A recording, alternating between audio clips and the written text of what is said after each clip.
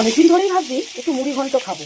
তা দেখলাম রুই মাছের মাথাগুলো বেশ বড়, তাই বানিয়ে ফেললাম। আমার হাজবেন্ডের জন্য একটু মুড়ি ঘন্ট অল্প ছোট্ট ভিডিওর মাধ্যমে দেখার অনুরোধ রইল, বন্ধুরা স্কিপ করবেন না। গিয়ে কি করলাম, দোকান থেকে অল্প একটু গোবিন্দভোগ চাল কিনে নিয়ে আসলাম, আর ঝটপট বাড়িতে থাকা জিরে আদা লঙ্কা টমেটো মশলা করে নিয়ে অল্প একটু আলু দেবো। তাই এদিকে হচ্ছে মাছ ভাজা। সুন্দর করে দেখুন মচমচে করে গোটা মাথাটা ভেজে তুলে নিলাম।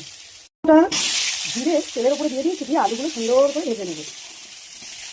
আলু ভেজে মশলা কিন্তু দিয়ে দিয়েছি, ভুলচুক হলে কিন্তু ক্ষমা করে দেবেন বাবা, সবার রান্না সবার আলাদা।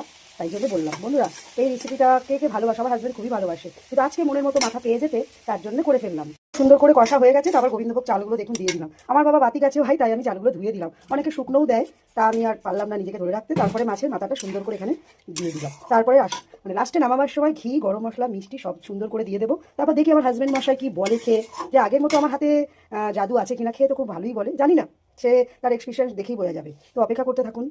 নেড়ে চেড়ে জল দিয়ে দিয়েছি, ঢাকা দিয়ে দেবো। এখন কিছুক্ষণ ধরে টকবক করে শুকনো করে ফেলবো। তারপর ঘি গরম মশলা মিষ্টি দেবো। কত সুন্দর ঘি দিয়ে গন্ধ বেরিয়ে গেছে। এবার লাস্টে গরম মশলা দিয়ে আমার রান্না সমাপ্ত। এবার শুধু তিনি খেয়ে বলবেন যে আমার রান্নাটা আজকে কেমন হলো। সেই পুরনো রান্নাই আছে নাকি ফেসবুকের কারণে বদলে গেছে। শুধু তো বলে যে ফেসবুকের ঘাটতে ঘাটতে তোমার কাজ এখন ভালো হয় না, সবসময় দোষ। তো চলুন তাকে বেড়ে দিই, দেখি কি বলে গরম গরম। আমার স্বামীটাকে দিয়েছি, মুড়ি ঘন্টটা খেয়ে বলবে, বলো কেমন হয়েছে। আরে ভালো মানুষের ছেলে গো, কথাই কইতে জানে না রে। দেখো খাবার এত টেস্ট হয়েছে যে কথাই কইতেছে না, দেখো শুধু খেয়েই যাচ্ছে। দেখেছেন? তো মুড়ি ঘন্টটা যেভাবে রান্না করেছি অবশ্যই ভালো লাগবে, ভিডিওটা দেখবেন। বাই বাই বন্ধুরা, পাশে থাকো।